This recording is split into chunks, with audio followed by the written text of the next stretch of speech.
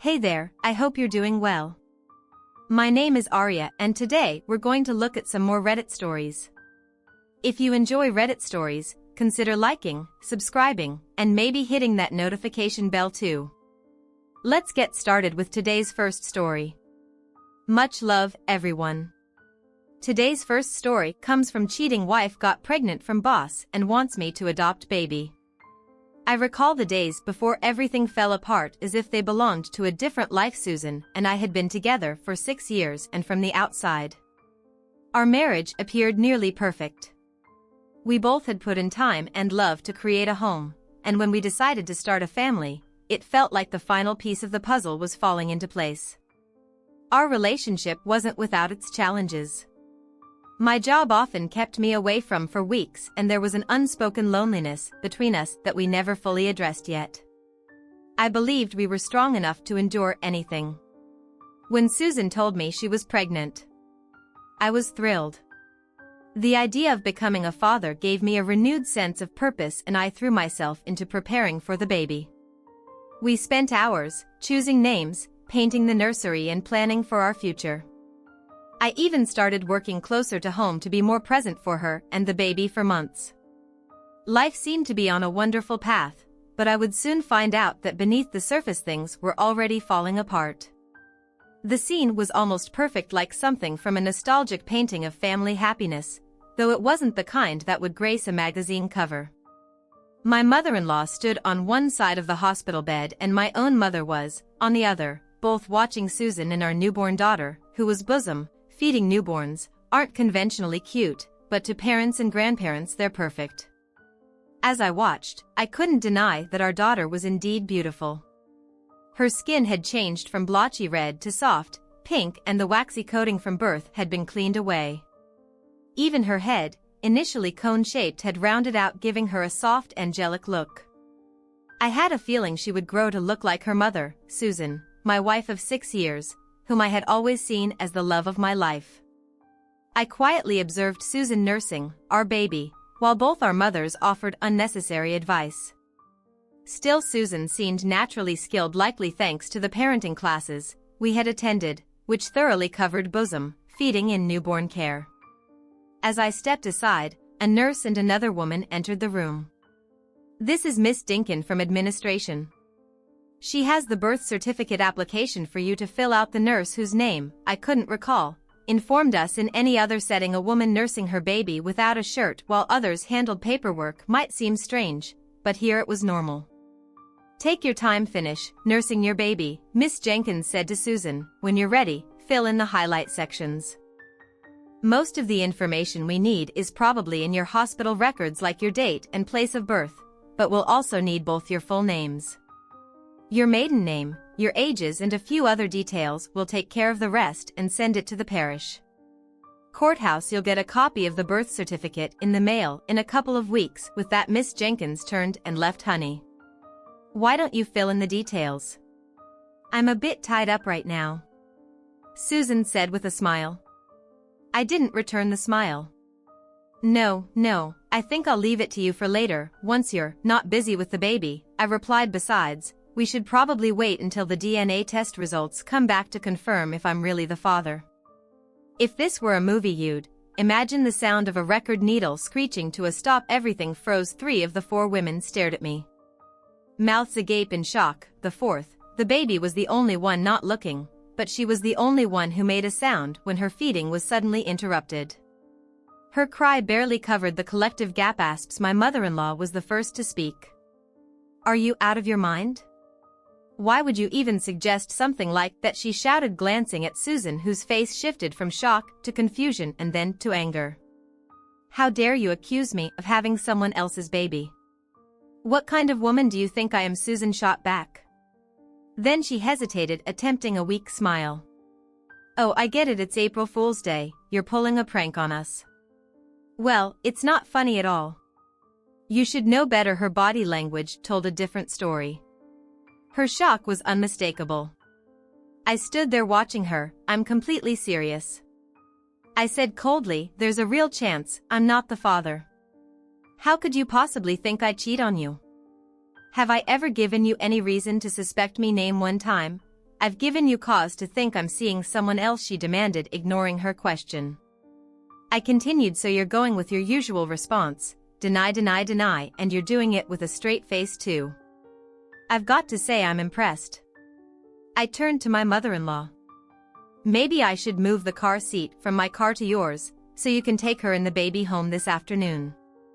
It would be helpful if you could stay with Susan for a while. Although both you and Mom have offered before we insisted, we could handle it, but she could really use the support, since I won't be around. As I started to leave the room, a firm command from behind stopped me in my tracks. Stop right there, Jason Lewis Funno.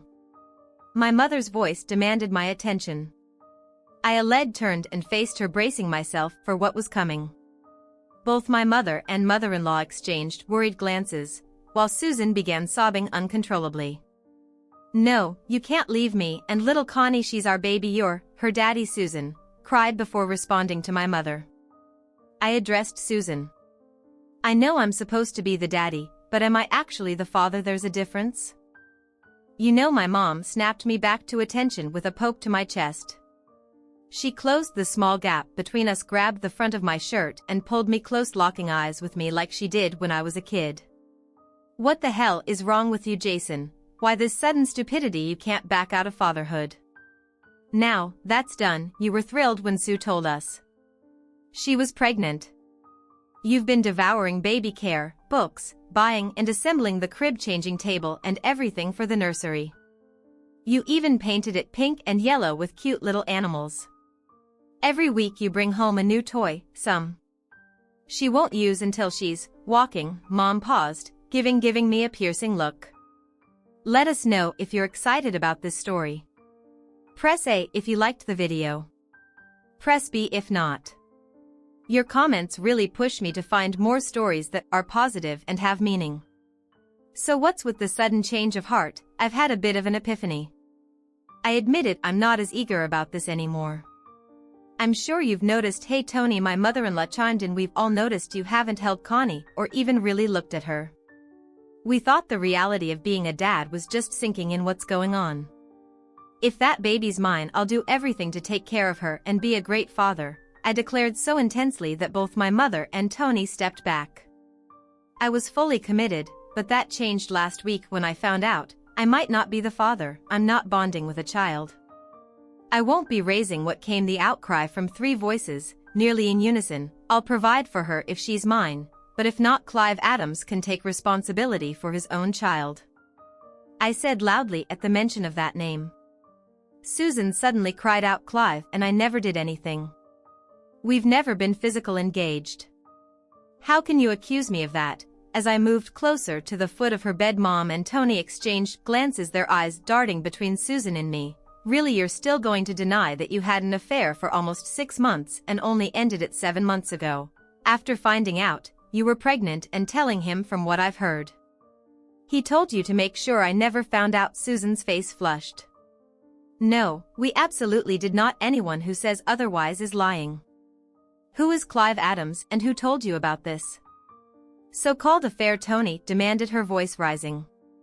I want to know who's spreading lies about my daughter. Ignoring the first question, I answered the second. Clive Adams himself, I said quietly before Tony could react, and perhaps because of her exhaustion and distress, Susan blurted it out. Clive would never tell you that he promised. Tony looked back and forth between her daughter and me, catching on to Susan's slip.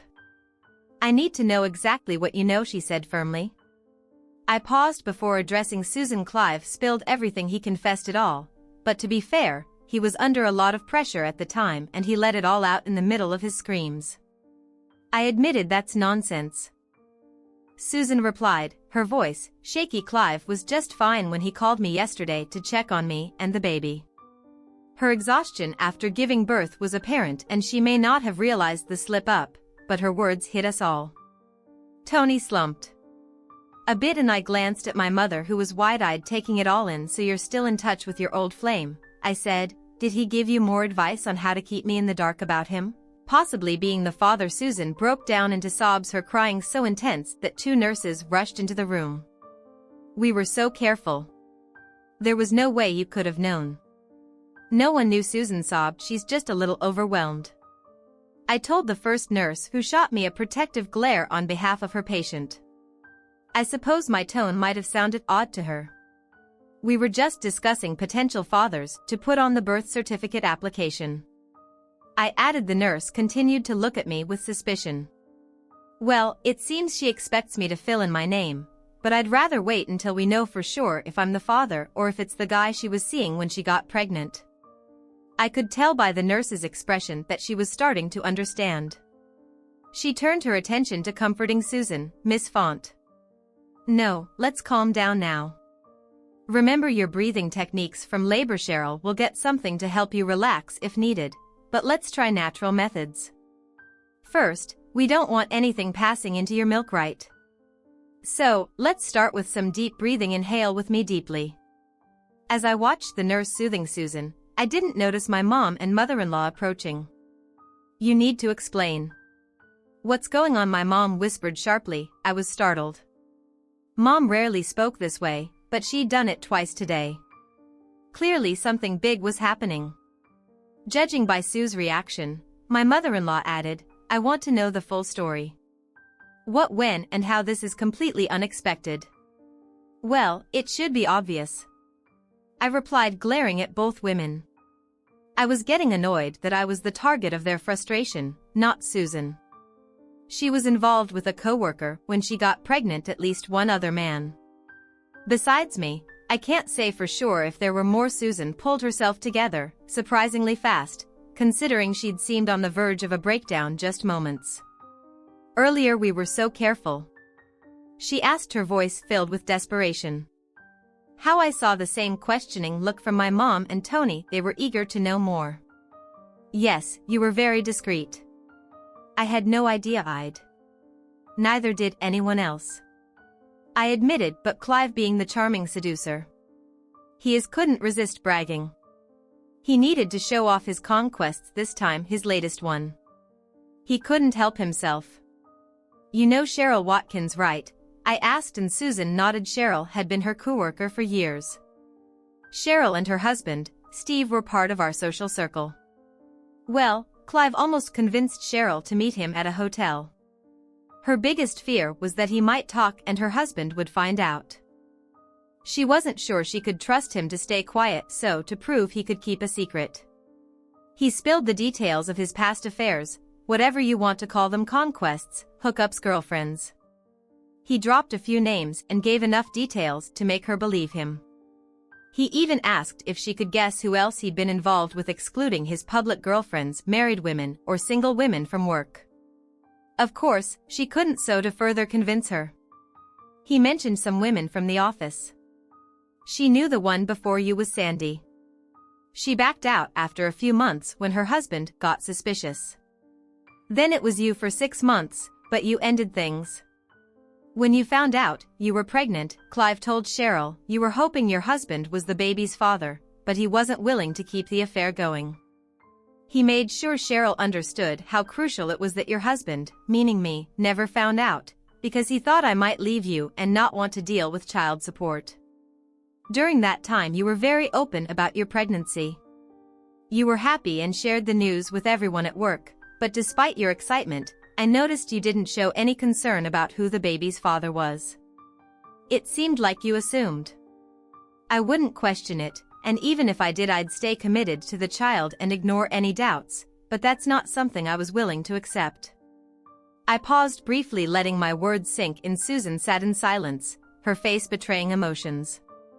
She struggled to hide Tony, and Mom listened intently, absorbing every word. They wanted answers just as much as I did.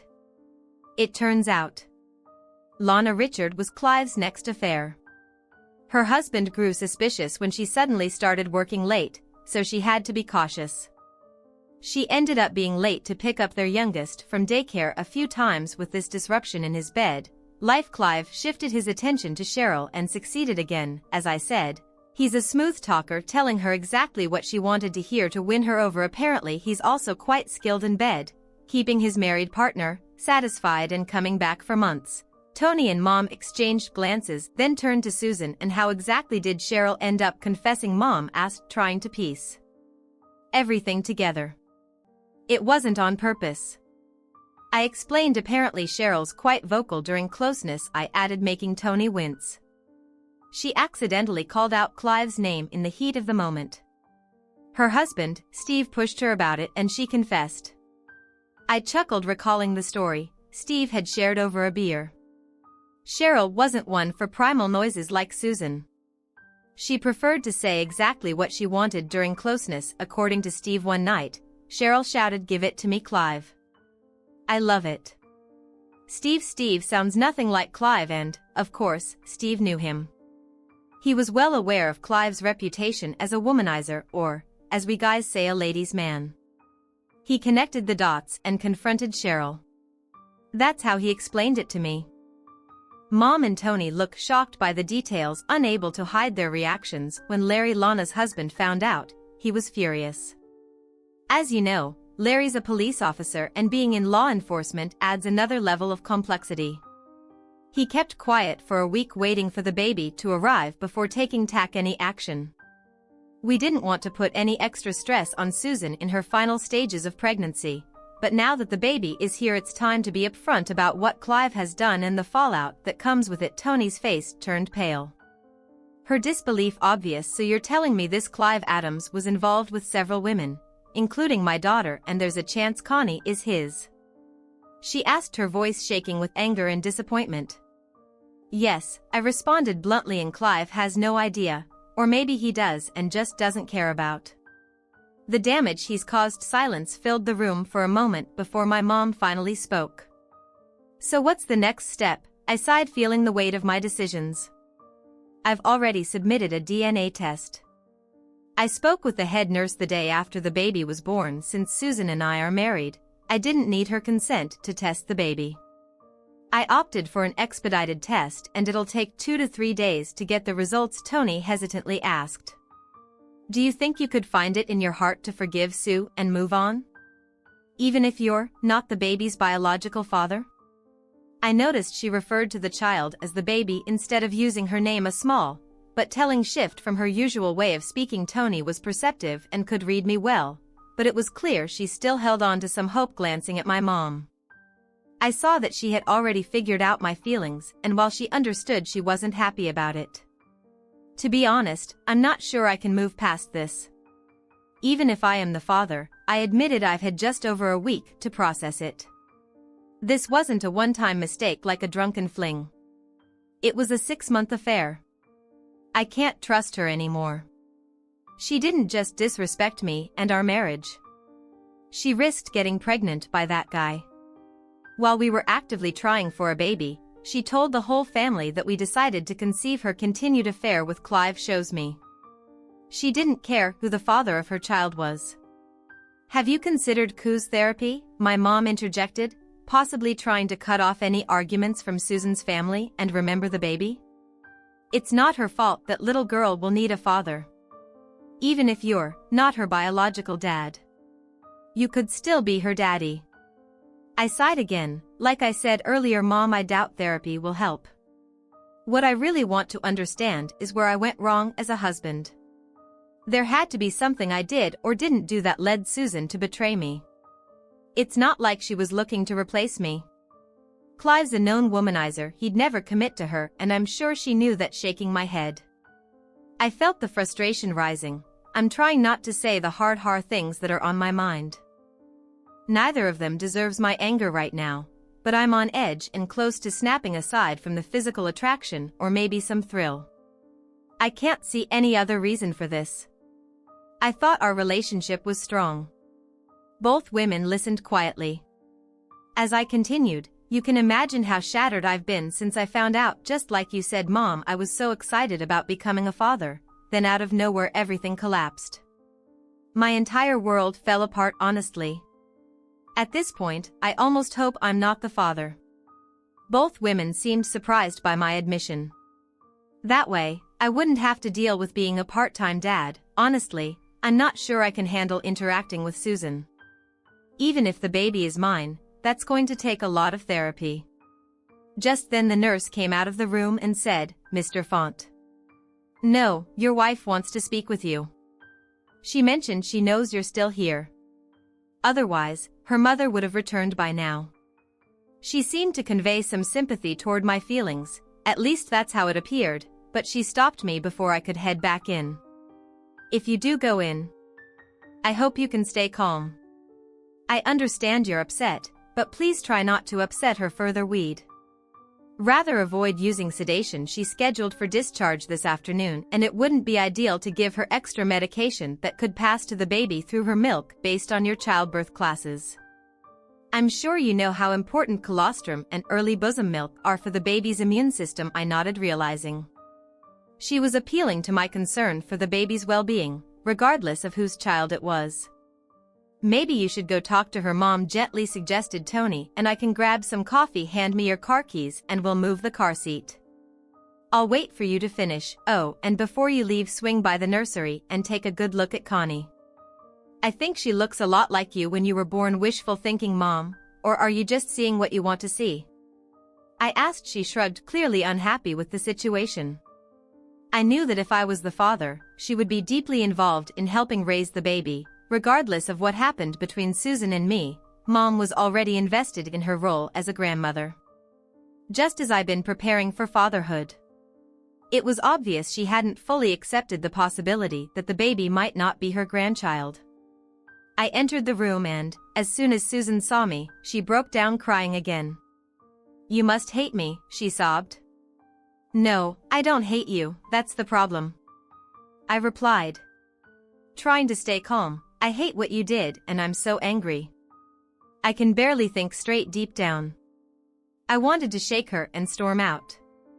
If there wasn't the small chance the baby was mine, I would have left already, but I needed answers. Do you really want to talk now, or would you prefer a few extra days to figure out how to explain this?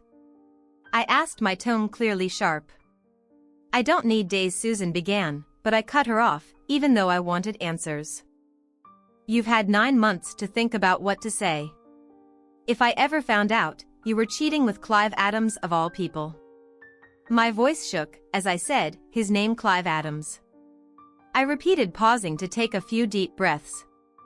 No, I didn't think he might be the father. That was you. I thought I was having our baby. Not his. Susan defended herself, your baby. I might be the father, but it seems doubtful, I shot back to her credit. She looked genuinely shocked. Oh, come on. I was still offshore on a rig during the first week of July, when you supposedly got pregnant, most of it anyway. I checked my work schedules to be sure. I remember coming home near the end of the week and we made up for lost time. We were physically engaged right away, just like usual, or how we used to be. I thought that's when you got pregnant, that's what I told the guys at work. I had no idea. Clive was in the picture as soon as Susan started to protest. I interrupted again. What about the weeks before that, right until I got off the helicopter? Did you have him over while I was away? Move him in? Did you sleep with him in our bed? I kept going, letting the questions flow. Not that it matters where it's that you did it. No, Susan shouted. He never came to the house, except for those few times we hosted barbecues and invited people from work. We were careful, we wouldn't risk a neighbor seeing him or his car parked at the house, but not careful enough to avoid getting pregnant. So you can't say a rubber broke, I said coldly. Clive seems like the type to take risks or at least push boundaries. As long as he benefits. I got tested for STDs this past week, I suggest you get screened too, I added. Susan muttered softly, that was part of my early pregnancy exams. I was a little surprised as I didn't think that was routine. I told my doctor. I wanted to make sure you hadn't caught something while you were away for work, she admitted sheepishly. I felt my face flush with anger. So your OBGYN thinks I might have been the one cheating, and instead of telling the truth, you let her believe that I had more questions and I needed answers. Why did you cheat, and why with him? Why would you risk getting pregnant by Clive? Why not just go back on birth control and pretend you wanted to wait longer to have a baby, so you could sleep with him without the risk? Susan looked down. I don't know, I was lonely. You were gone a lot. I was aroused and Clive was there. We started talking and before I knew it, we were already close. I knew he wasn't looking for anything serious. She hesitated, clearly struggling with the next part. As for why I didn't go back on birth control, I was already seeing Clive before we decided I'd stop taking it. He refuses to use rubbers. I take a shower afterward to lower the risk a little. I know it wasn't the safest method, but I thought it was the best option. I muttered sarcastically, keeping your legs closed would have been a better option. Susan looked shocked, and I hoped she wouldn't shut down before I got more answers. So you cheated on me for about 4 months before getting pregnant and then kept it going for another 2 months after I asked, trying to push the conversation forward. Susan nodded. I suspected I might be pregnant, but I didn't want to stop until I was sure I justified it by thinking if I was already pregnant it didn't matter. If I kept seeing him, she winced at her own choice of words. Clive ended things after I told him about the baby. She admitted he didn't want to risk you finding out and having to be responsible if the baby was his. So you two talked about your options. I said yes, we both thought you'd never suspect that Connie wasn't yours, she said quietly, and there was a good chance she wasn't his, especially since you came home that first week in July. We were together all the time and I didn't see Clive at all when you were home, she added. So you had a relationship with Clive while I was away working to support us in the life we wanted, I said, piecing it together. Was it out of resentment because I wasn't around, or I almost asked the harsher question but held back? Susan quickly shook her head, trying to dismiss the implications. No, it wasn't like that. She insisted it was purely physical. I felt desire fire when you were away, Clive, and I only had physical closeness when you were out of town. We met at his place 3 or 4 evenings a week. We were careful. I didn't stay overnight every time and tried to make it seem like I was mostly home. We never showed any affection at work that would suggest we were more than friendly colleagues. Her words sounded rehearsed, as if she had been justifying it to herself for a long time. And no, he's not better in doubt, and he's not better in bed, she added, sensing my unspoken questions. We didn't do anything, you and I don't normally do. It's just that he was there when you weren't. It was fun and exciting. That's the best way to put it, and no, I didn't do it to get back at you. It was something I did for myself. Her honesty stung. It felt as if the affair had become something she rationalized for her own satisfaction. I clenched my jaw. If you were only mine when I was around, you were never really mine, I said, trying to hold my gaze steady. You were my wife, but his mistress. You were so careful not to get caught, but then you got pregnant, I added bitterly. I guess you never thought about what would happen if I found out later that our oldest child wasn't mine, maybe because of a blood type difference, or if she didn't look like our other kids. That's assuming you didn't cheat again and let another man father your next child, or go back to Clive for another one. Susan shook her head frantically. No, I promised I'd never cheat on you again, and I knew once you bonded with Connie, you'd never leave her.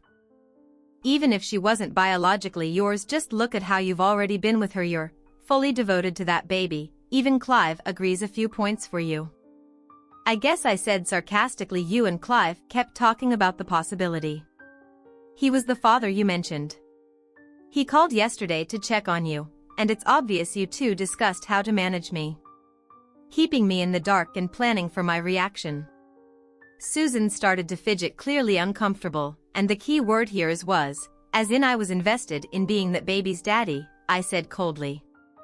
Both moms noticed I haven't held her once. I haven't changed her diaper, swaddled her, or even taken more than a quick look at her from afar. I'll make an effort to change that if the DNA test shows I'm the father. After all, I looked her straight in the eye. Let me ask you something. Did it ever really matter to you whether I was the father or Clive? Susan didn't deny it. Of course I wanted you to be the father, she admitted, but once I found out I was pregnant, I just wanted the baby. I knew she would be adorable and you wouldn't suspect anything. You and Clive don't look that different. Same hair color, similar build. You'd be her daddy and it wouldn't matter. I felt a wave of bitterness rise inside me. You know, I've been cutting back on my time offshore. I gave up some of that big bonus money and started spending more time in the office managing things from there. I even took a pay cut. You seemed happy. I was home more, or at least that's what I thought. If my being away was such a problem, you should have spoken up long ago. All you had to do was ask. Everything I did was for you. Susan began crying again, but this time it didn't affect me. Well, that's about to change. If I'm not the father, I'm going back to the rigs. I'll stay out there until I find a woman who actually wants to be with me, and only me, not someone who can't keep her vows or her legs closed when I'm not around. I said angrily. Her tears continued, but they barely registered with me. But I need you to help take care of the baby. She sobbed. We're a family. What about us? We've done so well. These past 7 months, I've been a devoted wife. I haven't looked at another man since then. We could try counseling right now. I'm not sure they're still on us. We'll figure things out if the DNA test shows I'm the father, but for now I'm not staying here. Not until I get those results. I've already packed up the things that matter to me. Her face showed pure shock as she stared at me, disbelieving. Where will you go? She asked softly, her voice trembling with fear. I've rented an apartment. I arranged it last week.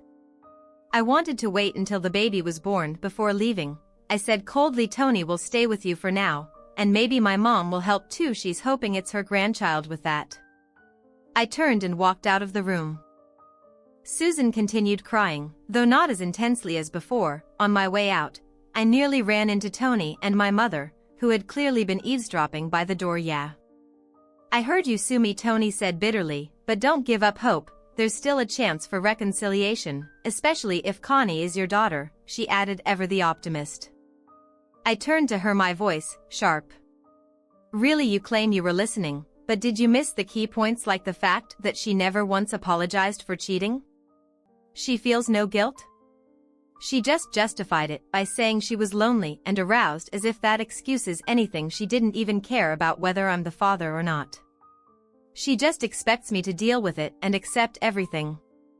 That's just disgusting. Tony looked stunned by my intensity, her eyes filling with tears. Mom stepped in, trying to calm things down. We moved the car seat and secured it. She said gently, I'm going to pack a bag and stay for a few days, even if you're not the father. Sue has been like a daughter to me for the last 6 years. I can't just abandon her, not yet at least, but don't get me wrong. I don't condone what she did. I'm angry too. If she hadn't just had a baby, I think Tony and I would both tell her how foolish she's been. I nodded, appreciating her honesty when they asked. I shared the location of my new apartment, but didn't mention that I had already consulted a lawyer and taken steps to protect my share of the assets. I had settled our credit card debts and secured our investment accounts. I even instructed the lawyer to prepare divorce papers citing infidelity, despite it not being recognized in our state, although Susan would be homebound for a few days. I couldn't risk her accessing our finances online, so I took precautions. I was almost certain our marriage was beyond repair.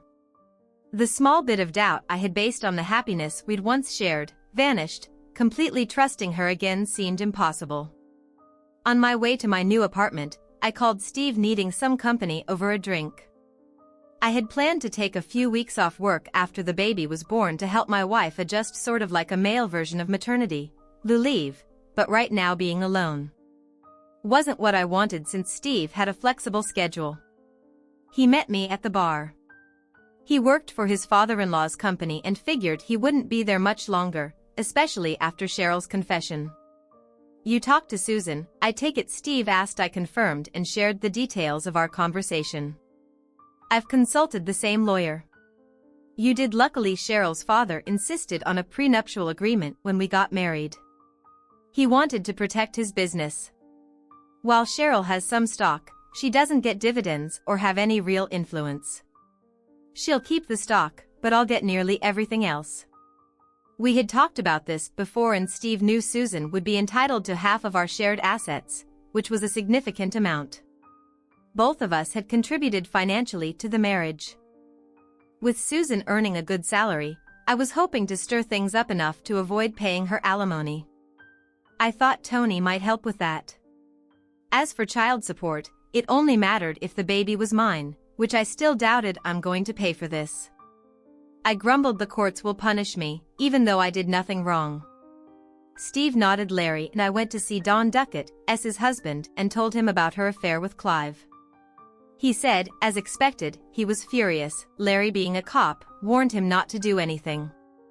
Reckless, I nodded. Dawn was mad at us too. Couldn't believe we were just going to let Clive get away with making fools of us. He called us weak for not confronting Clive right away. Larry surprised me by saying, who said anything about letting that idiot off easy?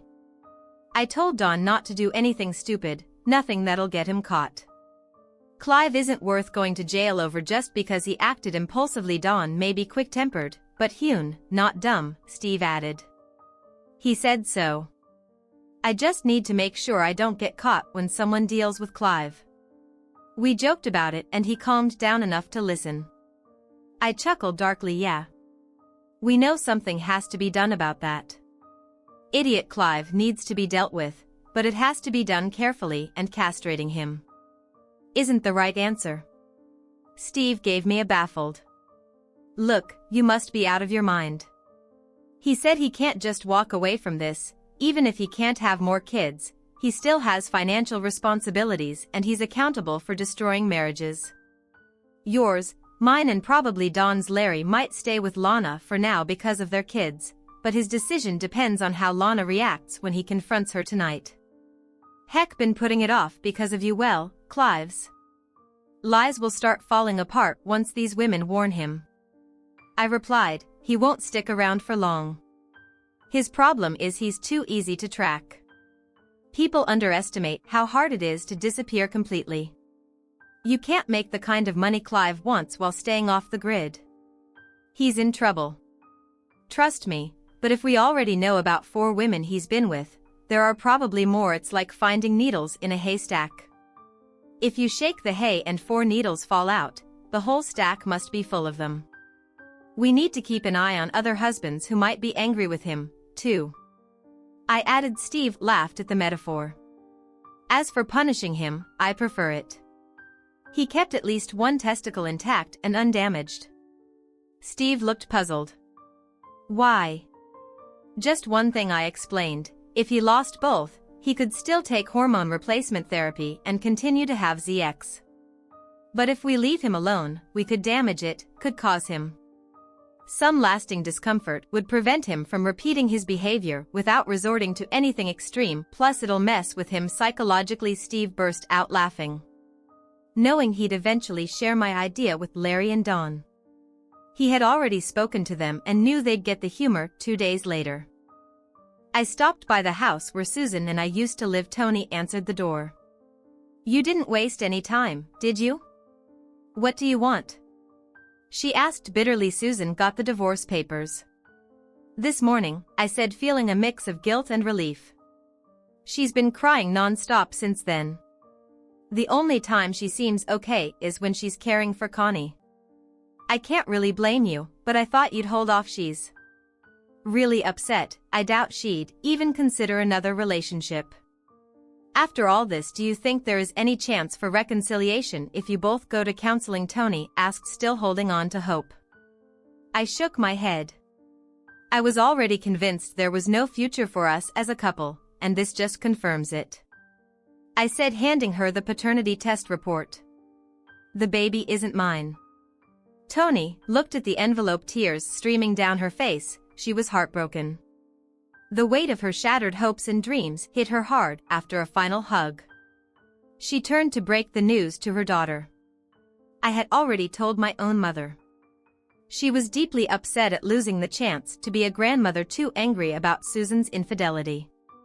She had chosen to stay home and not be with Tony and Susan while waiting for the DNA results.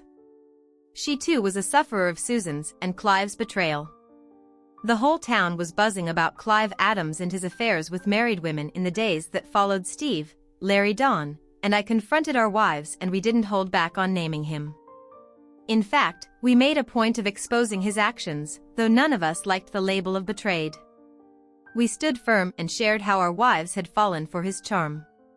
Clive's strategy seemed to involve bragging about his past conquests to Cheryl, and the other women were swayed by his smooth talk.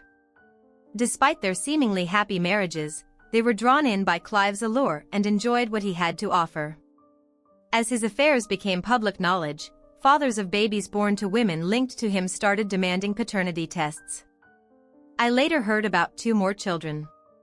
He fathered suspicious husbands, began questioning their wives about their activities, and some couples even sought counseling. The full extent of actions remained hidden until he confessed directly to the police. You'd think someone living the life Clive chose would keep his assets liquid, ready to flee at a moment's notice, but instead of converting his high income into cash stocks or easily transferable assets, Clive decided to buy a house and invest in multiple real estate properties. Even his home furnishings were extravagant, with valuable artwork on the walls alongside the typical hunting and fishing gear common in our area. His boat was outfitted for both water, skiing and fishing, while law enforcement may not have initially pursued him. Even if Clive had managed to liquidate his assets and flee, private investigators could still have tracked him down. It's hard to completely disappear when your social security number is needed for any high-income non-cash job. No matter how far you run, Clive may not have fully grasped the danger he was in geographically. He severely underestimated the anger of the husbands. Instead of leaving the area right away, he stayed and paid the price. Just a few days after word of his affairs spread, Clive was found on the sidewalk near his house. During his morning jog, he was in shock and barely conscious. A passing jogger found him and immediately called an ambulance. She couldn't cut the straps binding his arms behind his back when she tried to roll him over. He screamed, so she wisely stopped, fearing she might make things worse. When paramedics arrived, they discovered his groin had been crushed. The tool used was a 3B sledgehammer. I picked up this detail from Larry the cop while we were at the bar. He shared the story with Steve, Dawn and me, both cheerfully and seriously, mentioning how 2 detectives had jokingly told him that if he ever had a 3B hammer with mysterious tissue on it, he should toss it into the swamp. I had nothing to do with what happened to that guy's manhood, but I'm just passing along what my fellow officers told me. Larry said, with a sly wink and a barely concealed smirk. Clive had no idea who attacked him. He remembered hearing his doorbell ring, whether it was late the previous night or early that morning. He couldn't recall. It was dark and he had been asleep. I think they used a taser, Clive told investigators. They shocked me down there a few times. I remember that there might have been 2 of them, but I'm not sure. I was pretty out of it. One of them said something about not going after another man's wife. After that it was just unbearable pain. Understandably desperate to see his attackers brought to justice. Clive gave investigator the names of every woman he had been involved with over the past few years, married or otherwise. The list was surprisingly long, with so many leads to follow. The investigation became complicated, despite numerous suspects. No solid evidence pointed to anyone, and because the timing of the attack was unclear, alibis were difficult to confirm. Privately, Larry confided to Steve and me that the investigating detectives believed Clive Adams had gotten what he deserved. After a few months, the investigation stalled and reached a dead end. As expected, Susan received half of our shared property. The house was sold and a new family moved in, bringing their young daughter into the nursery I had painstakingly painted with little animal designs. I hoped she appreciated the care I'd put into it. Susan moved back to her mother's house, since she struggled to care for the baby alone, at least with Tony. She wouldn't be lonely. I had no interest in her romantic life anymore. Susan called me once to apologize, likely after Tony pressured her. However, she didn't clarify what she was apologizing for, whether it was for the infidelity, getting pregnant by another man, or for me finding out and divorcing her. I didn't ask. By then I had moved on when she suggested meeting to talk. I declined. She also asked if I knew about Clive's situation and whether I had any involvement. I simply said he got what he deserved and ended the call. After that we never spoke again, and everything was handled through our lawyers. I often wondered how much Susan would spend trying to legally force Clive to pay child support, knowing he wouldn't do so willingly. She'd eventually get it, but hiring a lawyer would drain her savings. Clive was facing several similar lawsuits, and I heard steps were being taken to stop him from selling his real estate between his medical bills, legal fees, and upcoming child support obligations. He wouldn't have much left, and that's assuming he could keep his job 18 months later. At 3 in the morning, I stood leaning against the lower rail of the Econ 626 rig in the Gulf of Mexico.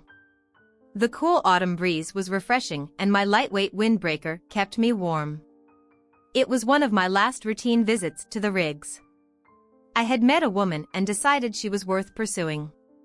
We had a great connection while I wasn't sure where it would lead. I was now open to the future. It was time to accept the job offer at headquarters that I had turned down twice before. As I unzipped my jacket, I felt the weight of the lump hanging over my belt. Its persistence confused me, though I had tried to get rid of it many times. I couldn't bring myself to let go. The risk of keeping it made no sense. Yet it gave me a strange comfort. It was like I had reclaimed a part of myself without further thought. I pulled out the heavy hammer from its hiding place and threw it into the sea. Update: after that moment in the hospital when I walked out on Susan and Connie, the world seemed to slow down. Everything felt detached, like I was watching my life play out from a distance, unable to control anything, just a bystander to the wreckage I had helped create. The days turned into a blur, each one feeling like a burden heavier than the last. Work was my salvation, if you could call it that, but even the rig, which had once felt like a second home, became a place where I couldn't escape my own thoughts. I rented a small apartment not far from the house where we used to live, a cold, impersonal place like a motel room. Stayed in for a few nights and then moved on. I didn't furnish it much. What was the point? I spent most of my time out of the place anyway. If I wasn't at work, I was at the bar nursing beers and nursing my broken pride. It's funny how things fall apart all at once, like a dam bursting after the smallest crack. Susan and I had been good, hadn't we? Or was that just my version of the story? Maybe I'd been blind all along, ignoring the signs, because I didn't want to admit the truth that our marriage had cracked long before Clive slithered his way in. For weeks after leaving, I debated whether to meet Connie again. My mother kept asking, "Have you gone to see the baby yet?" as if seeing her would somehow make me forget everything. But how could I look at her without wondering if she really was mine? I'd told myself I'd stay away until the DNA results came back, but even after they confirmed what I'd feared, that I wasn't the father, I couldn't stay away. There was this part of me, twisted as it sounds, that was still drawn to her, to the baby had prepared for, to the life I had imagined. In a way, I felt like I was abandoning not just Susan, but a part of myself. I did eventually go back, not for Susan, but for Connie. It wasn't some big emotional reunion or anything, no grand gestures. I walked in, Tony handed me the baby without a word, and I sat down on that same couch where I had once imagined our family's future, holding her, though it wasn't the catharsis I had hoped for. I stared down at her tiny face, and all I could see was Clive's betrayal. Susan's lies. Connie was innocent in all of it, sure, but that didn't make it easier. It didn't make me forget. Tony's voice pulled me out of my thoughts, reminding me that I couldn't escape reality forever. "You're not the father," she said quietly but firmly, as if she were trying to convince herself just as much as me. "You don't owe anything." I left without looking back. After that day, I made a conscious decision to move on, and by move on I mean I tried to bury myself in work, in anything that kept my mind busy. I accepted the job at headquarters I'd been offered months ago, trading in my time offshore for a desk job in the city. The rhythm of office life was different, and yet no matter how far I went, I couldn't outrun the echoes of what had happened. But something strange started to happen. As time went on, I met someone new. Her name was Lily, and she was unlike anyone I'd ever known. There was a quiet strength to her, a calmness I didn't realize I needed until it was there. We met through mutual friends, and what started as casual dinners turned into something deeper. She didn't push me to talk about what had happened with Susan, thank God, but she was there when I needed to talk. Even if all I could offer were pieces of a broken story, with Lily things were different. She made me believe in a future again, one where the past didn't have to define me. I found myself opening up slowly, cautiously, and she in turn trusted me with her own past, her own scars. It wasn't perfect, but it was, and after everything I realized that maybe that was enough. It's been 3 years since the day I walked out of that hospital room. Susan and I never spoke again except through lawyers. Connie is someone else's responsibility now, and I've come to accept that I still think about her, sometimes, but less and less as time goes by. As for Clive, he got what was coming to him, I'll admit. There are still nights when I think about the hammer, what it meant, why I kept it for so long. Maybe it was my way of holding on to control, of reminding myself that, but even though everything fell apart, I wasn't completely powerless, but when I finally let it go, threw it into the sea, it felt like a release, a final goodbye to the man I used to be. Now, with Lily by my side, I'm learning to be someone new, someone better. The scars are still there, but they don't define me anymore. I'm not the man who lost everything, I'm the man who chose to rebuild, and for the first time in a long time I think that's enough. I'm going to turn this one over to you. What do you make of this situation? Share your thoughts in the comments below, and as always, a huge thank you from the bottom of my heart for getting involved in today's stories. Your love, support, and time mean the world to me. So, thank you so much for being part of this. I really appreciate your time. I'll see you in the next one. Take care and much love.